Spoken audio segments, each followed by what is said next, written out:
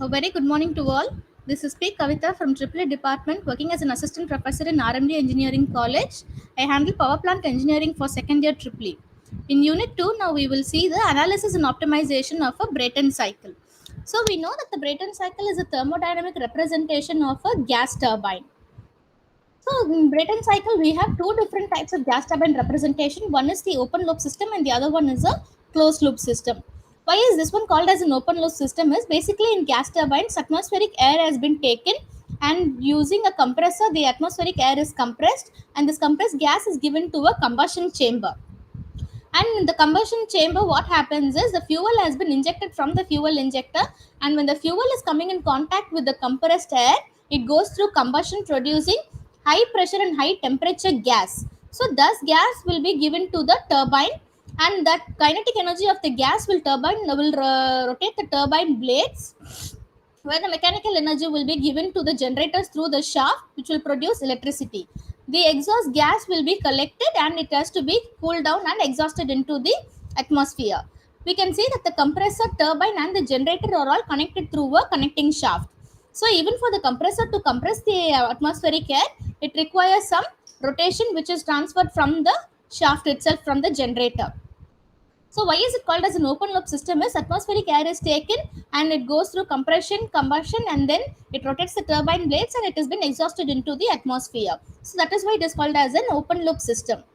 Whereas in case of a closed loop system, the air has been taken, it has been compressed, and this compressed air is given to a heat exchanger where it produces high pressure and high temperature gas, and the kinetic energy of the gas drives the turbine blades, where the mechanical output is fed as input to the generators to produce electricity, and the exhaust gas has been collected, it is cooled down, and it has been circulated through to the compressor all over again.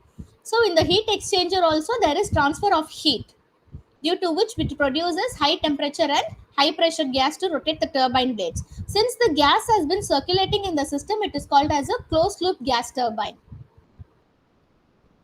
So in relevance to the PV diagram and the TS diagram, from 1 to 2 we have the fresh atmospheric air which is given to a compressor. So in the compressor, the pressure of the gas has been increased. And then from 2 to 3 we have the combustion process taking place. So when the fuel is coming in contact with compressed air, it goes through combustion, which will produce high pressure and high temperature gas. So that high pressure and high temperature gas is what is going to drive the turbine blades, create a mechanical rotation, and that mechanical energy is coupled to a generators which will produce electricity, and the exhaust gas will be collected, maybe it is reused or it is exhausted into the atmosphere. So in relevance to the PV diagram, from 1 to 2 we see the pressure has been increased with a reduction in the volume. So when the air has been sent through the compressor will compress the air, reducing the volume and increasing the pressure. So between 1 to 2 we can evidently see that the pressure is getting increased. And between 2 to 3 we have the combustion chamber. Combustion chamber operates at a constant pressure condition, where it is increasing only the temperature. So during combustion process, the temperature of the gas is getting increased, but it is operating at constant pressure condition. And between 3 to 4 we have the turbine. Usually in the turbine, let it be the gas or steam, whatever is allowed inside the turbine, it goes through only isentropic expansion process. So during expansion, what happens is the volume of the gas gets increased and the pressure will reduce. And again from 4 to 1, if in case the same gas has been circulated, from 4 to 1 the heat has been reduced or it is cooled down, so that during constant pressure the volume is again reducing, and the process repeats continuously. In reference to the TS diagram, one point we can evidently see is whenever there is a curved region in the PV diagram, it is depicted by a straight line in the TS diagram. And when there is a straight line in the PV diagram, it is depicted by a curve in the TS diagram. So what actually happens technically is from 1 to 2, when there is an increase in pressure, there is also going to be an increase in temperature, because pressure and temperature both are directly proportional to each other. During the combustion process, there is no change in pressure, but there is going to be a change in temperature. That is why from 2 to 3 we have a rise in temperature, and from 3 to 4 the gas is going through isentropic expansion process. So during 3 to 4 it is operating at temperature, and it is operating at isentropic expansion process. During expansion, when the pressure is reducing, obviously even the temperature will reduce, since both are directly proportional to each other. And again from 4 to 1, the gas will be cooled down so that the temperature will drop to 1, and the cyclic process keeps on repeating. So in order to increase the efficiency of the Brayton cycle, we have so many different techniques. So first one is the regeneration, second one is intercooling, and third one is reheating, and the fourth one is a combination of all the above three processes. Now we will see each and every process in detail. In the regeneration process, what happens is, in the isentropic compression or the compressor, atmospheric air has been taken and it goes through compression, where the pressure of the gas has been increased, and then from the compressor it has been given to a regenerator. So in this regenerator, what happens is there is transfer of heat taking place. So this gas, the atmospheric compressed gas, will pick up all the heat energy in the regenerator, and it will be given to the combustion chamber. In the combustion chamber, further at constant pressure, there is more amount of heat that is added, and then the high pressure high temperature gas will enter into the turbine, where it will go through isentropic compression by rotating the turbine blades, which will be coupled to a generator to produce electricity, and the exhaust gas from the turbine has been given to the regenerator. So in case of a regenerator or in a heat exchanger, we can see both the working fluid or the working gas will be traveling in opposite directions in order to ensure maximum heat transfer.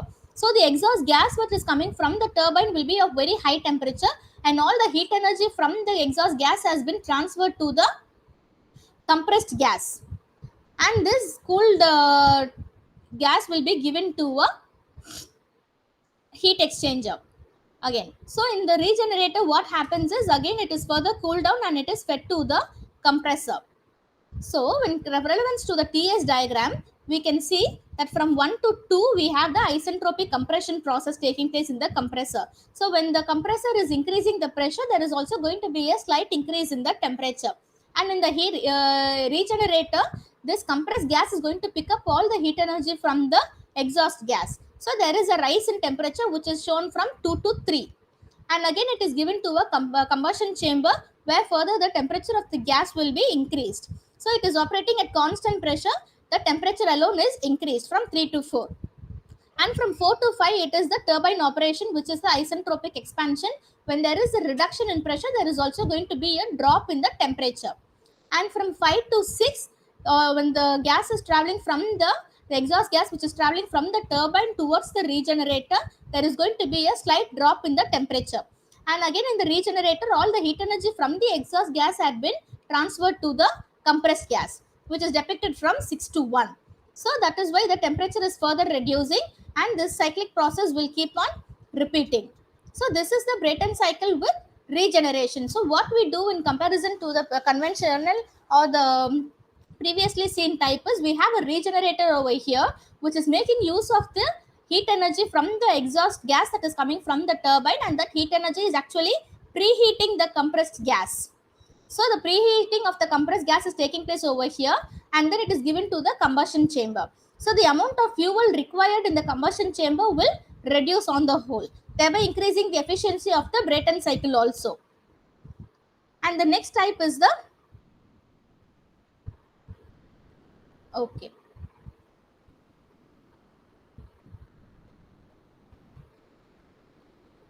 So what a adiabatic compression is, the atmospheric air which is drawn into the compressor is not always not straight away converted into compressed gas, because in the adiabatic compression, actually cold air is easier to compress when compared to hot air. So what we do is, we take the atmospheric air which is cold, and then we first compress it, and then the compressed air is allowed to first cool down so that all the temperature will reduce. So when it is cooled down, again it will be compressed all over again. Okay, so the compression takes place not a one step process, but in case like a two step process. So initially the atmospheric air has been taken, and through and it has been compressed. So during compression, when the pressure increases, also the temperature increases. Once the temperature is increased, it is very difficult to further compress the hot air. So what we do is, we actually allow the air to get cooled down. The compressed air will be allowed to cool down completely, and then it will be further compressed, which is a easier process. And this is technically called as adiabatic compression process. where atmospheric air is first compressed. During compression, heat energy is increasing and then it is allowed to cool, and once it is cooled, it is compressed again. So Brayton cycle with intercooling is atmospheric air has been taken into the compressor where it compresses the air, and in the intercooler it is allowed to cool down where it loses all the temperature, and again it is compressed using the second compressor. And this highly compressed gas or highly compressed air will be given to the combustion chamber where high temperature and high pressure gas is produced, and which is driving the turbine blades to produce mechanical energy, which will be fed to the generators to produce electricity. And the exhaust gas from the turbine will be taken out, and it can be either reused or exhausted into the atmosphere. So the intercooler has been used between compressor 1 and compressor 2, where the compressed air has been allowed to cool down completely and then it is again compressed, which is called as the adiabatic compression process. So from 1 to 2, it is compression 1, where the pressure has been increased and along with pressure, temperature also rises. And from 2 to 3, it is the intercooler process. Gas goes through the intercooler where the temperature is reduced. So the temperature reduction is equivalent to the initial stage. So initially the atmospheric air temperature and the cool compressed air will be of the same temperature. And again through the second compressor, the pressure of the gas is increased, thereby the temperature is also increased. And between 4 to 5, it is going through the combustion chamber where there is addition of heat energy. And between 5 to 6, it is the turbine operation where the gas goes through isentropic expansion process. It also gets cooled down, and between 6 to 1, it has been given to a cooler or condenser where the exhausted gas will be cooled down and it has been circulating. So this is the third type called as the reheating type. So in the reheating type, we take the atmospheric air, we give it to a compressor. The compressed gas will be given to the combustion chamber, and in the combustion chamber, the high temperature and high pressure gas will first drive the high pressure turbine. So the exhaust gas will be heated up again and then given to a low pressure turbine. And then the exhaust gas has been recycled or exhausted into the atmosphere. So in this case, we have two different pressure levels of turbine. One is called as the high pressure turbine and the other one is called as the low pressure turbine. So that is the in between these two turbines, we have a reheater. And the compressor, the high pressure turbine, low pressure turbine and generator all are coupled through the connecting through the same shaft. And in case of this method, why is the high pressure turbine first connected here and then we give it to the low pressure turbine is because from the combustion chamber we get high pressure and high temperature gas which will first drive the high pressure turbine. So in the high pressure turbine, the gas will go through isentropic expansion process, thereby losing some, the pressure is reduced and the temperature is also reduced. Using a reheater, we are only increasing the temperature of the gas and we are not making any changes to the pressure. So the pressure drop will have the capability or the potential to only drive the low pressure turbine.